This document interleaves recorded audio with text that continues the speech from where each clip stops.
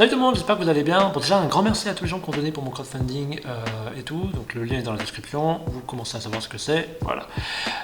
Aujourd'hui on va parler des Apple Glass. Les Apple Glass, c'est un produit qui est depuis un petit bout de temps dans les tiroirs d'Apple. Et je pense que c'est possible qu'on puisse le voir annoncé à la WWDC le 7 juin ou à minima avant la fin de l'année. Qu'est-ce que c'est les Apple Glass? Pourquoi c'est important pour Apple? Qu'est-ce que ça va changer? Combien ça va coûter? Ça fait beaucoup de questions et on va essayer d'y répondre aujourd'hui. Bon, alors déjà le concept. Les Apple Glass, c'est globalement un système de réalité augmentée qui passe par des lunettes. Ça va vous permettre de pouvoir interagir avec votre environnement en ayant une surcouche de technologie. Par exemple, si vous cherchez votre chemin, etc., ça vous donnera directement le nom de la rue dans laquelle vous vous trouvez et vous pourrez arriver à trouver votre chemin plus facilement. Peut-être que vous recevrez des messages et ainsi de suite et vous pourrez directement les lire sur votre lunette sans avoir à sortir votre téléphone, ce genre de choses. Il y a énormément d'applications qu'on peut faire à partir de la réalité augmentée avec ce genre de produit. Pourquoi c'est important pour Apple? Déjà, la première raison, c'est parce que Apple cherche à se diversifier et créer un nouveau marché pour lever de nouveaux types de revenus.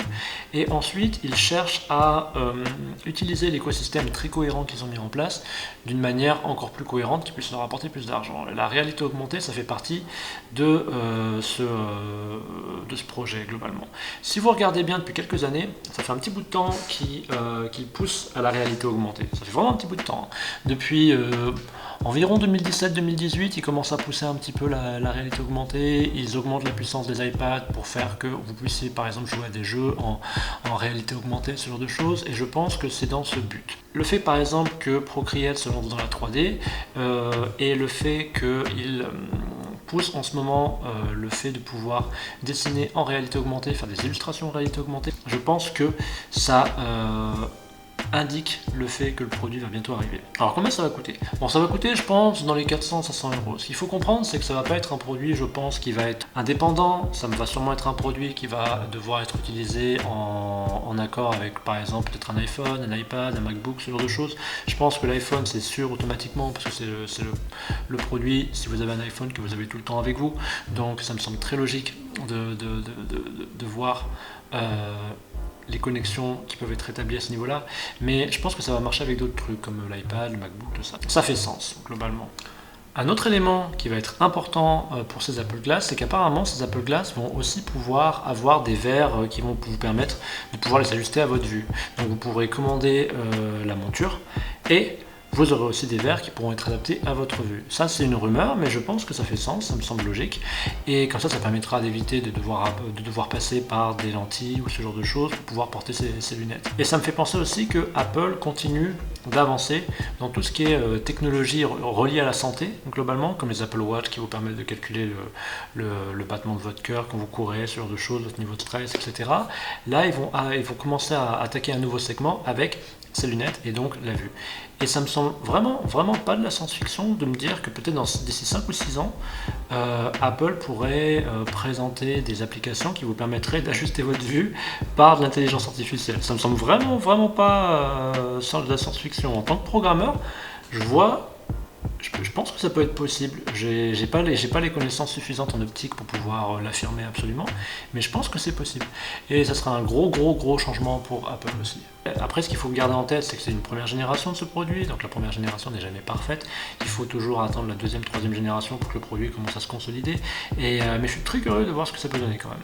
Et je crois que c'est pour ça que Apple est en train d'uniformiser tout son environnement matériel en mettant des puces M1 au fur et à mesure dans toutes les versions pro de leurs produits, parce que ça va demander, je pense, pas mal de puissance et ils préparent ce terrain. Alors après, qu'est-ce qu'ils peuvent faire?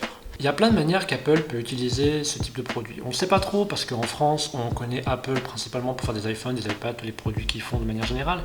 Mais aux États-Unis, par exemple, Apple produit aussi des shows télévisés, ce genre de choses. Ils produisent aussi une carte de crédit. Il y a l'Apple Card aux États-Unis qui existe. Ils travaillent aussi, mais alors ça c'est pas encore pour maintenant, mais ils travaillent sur l'Apple Car qui va concurrencer Tesla et ainsi de suite. Ça c'est encore autre chose. Mais ils se diversifient au fur et à mesure. L'un des projets d'Apple, c'est de devenir une société de services. Ils le sont déjà par l'App Store, C'est comme ça qu'ils gagnent le gros de leur argent globalement. Maintenant, c'est par l'App Store qu'ils le gagnent. Et du coup, ils essaient de diversifier ce système. Et pour diversifier ce système, il faut qu'ils puissent avoir quelque chose qui les singularise. Et c'est là que les Apple Glass rentrent en jeu. Apple est connu pour faire des produits qui fonctionnent. N'importe quelle personne qui a toujours utilisé de manière générale un produit Apple a toujours eu globalement une bonne expérience avec. Le produit, tu l'ouvres, il marche, il fonctionne, nickel, il n'y a pas trop de bugs. C'est pas comme les produits Microsoft et ainsi de suite. Pourtant j'aime bien Microsoft, hein, mais c'est pas comme ça, c'est vraiment, ça fonctionne. Et donc, l'Apple Glass, ça va fonctionner de la même manière. Ils vont proposer un système de réalité augmentée qui va fonctionner, et à partir de ça, ils vont construire tout un nouvel univers qui va leur permettre de gagner plus d'argent. Après, vous, qu'est-ce que ça va changer pour vous? Là, il y a plein de réponses possibles. D'un point de vue purement orienté divertissement, ça va peut-être changer la façon dont on consomme de manière générale les produits que l'on utilise de manière générale, par exemple les jeux vidéo, les réseaux sociaux, les sites comme YouTube, ce genre de choses. Enfin, ça peut changer beaucoup de choses à ce niveau-là, mais ça peut aussi changer beaucoup de choses à d'autres niveaux, comme par exemple pour les professionnels. Si vous êtes un architecte et que vous avez un système de calcul du métrage de telle pièce ou de tel élément, de tel appartement, ce genre de choses, ça peut changer votre façon de faire votre métier. Et si vous êtes dessinateur, par exemple, si vous faites de la 3D et ainsi de suite, vous pouvez potentiellement créer des modèles 3D en réalité augmentée en pouvant les faire tourner automatiquement autour d'un point de rotation qui va vous permettre de pouvoir automatiquement dessiner en VR. Ça, c'est aussi quelque chose qui est possible. C'est quelque chose que j'ai déjà vu sur Twitter. Je vais essayer de trouver la vidéo pour vous la montrer, mais c'est très impressionnant. Et je pense que pour les gens qui font de l'animation, qui font de la 3D, qui font des jeux vidéo, c'est quelque chose qui peut changer énormément de choses pour eux. Après, il y a sûrement d'autres champs d'application pour ce genre de technologie, mais ça me semble être les plus importants. Et donc, c'est pour ça que Apple veut pousser ce produit au maximum. Ça ne m'étonnerait pas, honnêtement, qu'à un moment donné aussi, ils fassent un iPhone avec une puce à main à l'intérieur. Ça ne me surprendrait pas à un moment donné, honnêtement. Ça me semble pas pour cette année, mais sait-on jamais avec Apple, ils sont vraiment en train de prendre une distance considérable par rapport à la concurrence sur tout leur système. C'est une stratégie qui est particulièrement gagnante, je pense. Après, il y a aussi des éléments qui peuvent être complètement problématiques. Par exemple, Apple n'est pas la première entreprise à créer des lunettes de réalité augmentée. L'une des premières entreprises, c'était Google. Et beaucoup de gens aujourd'hui ne se rappellent plus, mais quand les Google Glass ont été lancés, il y a beaucoup de gens qui n'aimaient pas le fait de voir que des gens avaient des Google Glass. Et il y a même des gens qui se sont fait agresser parce qu'ils portaient des Google Glass. Parce que le fait d'avoir des lunettes qui peuvent potentiellement vous filmer en permanence sans même savoir que vous êtes filmé, je pense que c'est quelque chose qui peut rendre parano pas mal de gens, plus ou moins à raison, et ça peut être un vrai problème. Je pense qu'Apple va contourner le sujet en intégrant un capteur LiDAR dans leurs lunettes qui va permettre de pouvoir globalement mapper tout ce qui vous entoure mais sans le filmer. Je pense que c'est comme ça qu'ils vont essayer de faire le truc, parce que ça fait aussi un petit bout de temps qu'Apple met une couche supplémentaire dans la sécurité de vos données et dans soi-disant le fait que vos données sont privées. Personnellement, moi j'y crois à moitié. Je pense que c'est une entreprise qui fait quand même beaucoup plus que la plupart de ses concurrents à ce niveau-là, mais je pense pas qu'ils sont aussi vertueux qu'ils le disent. Mais en tout cas voilà, ça c'est un petit peu le volet négatif. Je sais pas comment ça va être reçu par les gens de manière générale, mais c'est quelque chose à prendre en compte. Mais ce qui fait que je suis très intéressé par ça, c'est que personnellement, moi je fais de la création graphique, j'aime beaucoup la 3D, une de mes ambitions dans les 3-4 prochaines années c'est de faire mon propre jeu vidéo en 3D, ça fait partie des choses que j'ai envie de faire, et le fait de créer des modèles 3D en réalité augmentée c'est quelque chose qui m'intéresse énormément.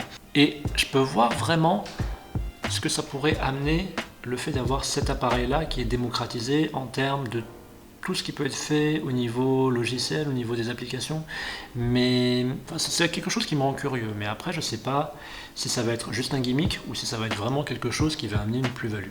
Je pense que sur certains aspects, ça va amener une plus-value. Par exemple, si vous marchez dans la rue et que vous recevez un message et que vous pouvez directement, peut-être par le fait de cligner de l'œil, pouvoir ouvrir votre message et directement le lire sur votre lunette, ça peut amener quelque chose d'intéressant, je pense. Mais après, Il y a énormément de choses, on peut trouver du positif et du négatif à dire dessus. Je pense qu'au bout d'un moment, ça va juste être quelque chose de personnel. Mais en tout cas, voilà, c'est juste quelque chose qui est intéressant à penser, c'est quelque chose qui est intéressant à imaginer, et j'attends de voir ce que ça peut donner. Je ne sais pas si vous, c'est quelque chose que vous attendez particulièrement. Si c'est le cas, n'hésitez pas à me dire dans les commentaires pourquoi vous attendez ça, ou pourquoi vous n'attendez pas ce genre de produit, pourquoi vous n'êtes pas intéressé par ce genre de produit. En tout cas, je vous remercie d'avoir regardé cette vidéo. Je vous laisse aller voir dans la description de cette vidéo mon projet en financement participatif. Si vous voulez aider à le réaliser, c'est super, ça m'aiderait beaucoup.